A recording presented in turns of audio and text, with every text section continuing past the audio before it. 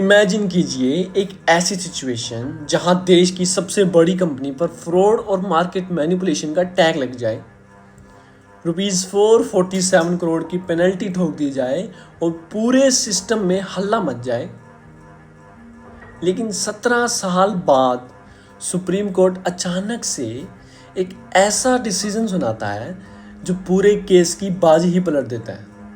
हम बात कर रहे हैं Reliance petroleum futures trading case की। आज हम डिसेक्ट करेंगे उस हाई स्टेक्स केस को जहां स्ट्रेटजी, लूप होल्स और लॉ के बीच की लाइन इतनी धुंधली थी कि जजेस भी आपस में भिड़ गए। समझ रहे हो? बात शुरू होती है नवंबर 2007 में। रिलायंस इंडस्ट्रीज लिमिटेड RIL को अपने प्रोजेक्ट्स के लिए फंड रेज करना था, इसलिए उन्होंने डिसाइड किया कि वो रिलायंस पेट्रोलियम लिमिटेड RPL में अपना 5% स्टेक बेचेंगे। लेकिन यहाँ एंट्री होती है सेबी की। सेबी का एलिगेशन ये था कि RIL ने एक बहुत ही मैनिपुलेटिव स्कीम बनाई है।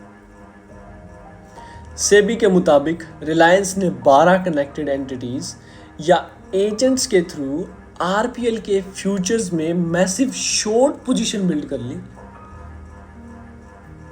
सिंपल टर्म्स में समझाता हूं। उन्होंने ये बेट लगाई थी कि शेयर प्राइस गिरेगा और फिर एक्सपायरी डे के लास्ट मिनट्स में रिलायंस ने कैश मार्केट्स में करोड़ों शेयर्स डंप कर दिए ताकि प्राइसेस नीचे गिर जाएं और उन्हें फ्यूचर मार्केट्स में 513 करोड़ रुपीस का अनलॉफुल गेन हो। सेबी ने इसे सीधा फ्रॉड करार दिया और ₹447.27 करोड़ वापस देने यानी डिसगोर्समेंट का ऑर्डर दे दिया। अब रिलायंस ने चली अपनी मास्टर मूव। उनका डिफेंस था जेन्युइन हेजिंग स्ट्रेटजी। उन्होंने कहा कि ये कोई मैनिपुलेशन नहीं था, बल्कि एक रिस्क मैनेजमेंट टूल था ताकि शेयर्स बेचते वक्त अगर प्राइस गिरे तो कंपनी को लॉस ना हो। ये केस इतना कॉम्प्लेक्स था कि जब ये सिक्योरिटीज अपीलेट ट्रिब्यूनल SAT गया तो वहाँ के 3 जजेस भी एक मत नहीं हो पाए। फिर 2:1 का स्प्लिट वर्डिक्ट आया। मेजॉरिटी जजेस ने कहा कि ये मैनिपुलेशन था, लेकिन प्रिजाइडिंग ऑफिसर ने कहा कि पोजीशन लिमिट्स क्रॉस करना अपने आप में फ्रॉड नहीं होता। लेकिन असली टर्निंग पॉइंट आया सुप्रीम कोर्ट में।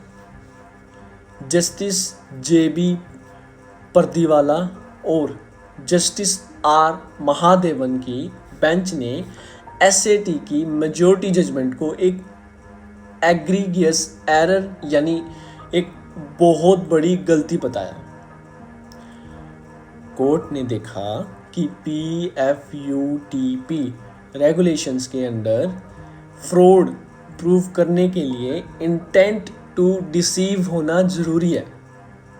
रिलायंस ने फंड रेजिंग के लिए शेयर बेचे और पोजीशन लिमिट्स क्रॉस करना एक टेक्निकल वायलेशन हो सकता है, पर उसे मार्केट मैनिपुलेशन या फ्रॉड बोल देना गलत था। अब इस जजमेंट का इम्पैक्ट सुप्रीम कोर्ट ने रिलायंस के खिलाफ फ्रॉड के सारे फाइंडिंग्स को सेट असाइड कर दिया। वो 447 करोड़ का डिसगोर्समेंट ऑर्डर क्वैश कर दिया, मतलब क्वैश हो गया। और कोर्ट ने ऑर्डर दिया कि रिलायंस ने जो 250 करोड़ डिपॉजिट किए थे वो उन्हें तुरंत रिफंड किए जाए। लेकिन वेट, ये रिलायंस की 100% जीत नहीं थी।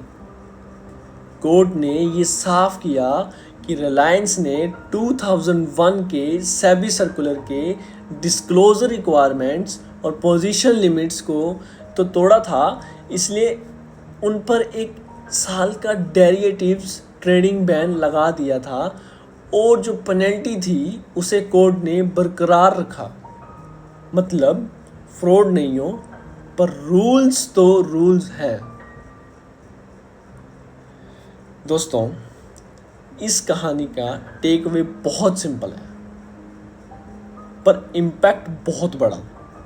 मार्केट में आप प्रॉफिट कितना भी कमा लो, अगर रेगुलेटरी कंप्लायंस में लूपहोल है तो देश में सिस्टम आपको पकड़ ही लेगा।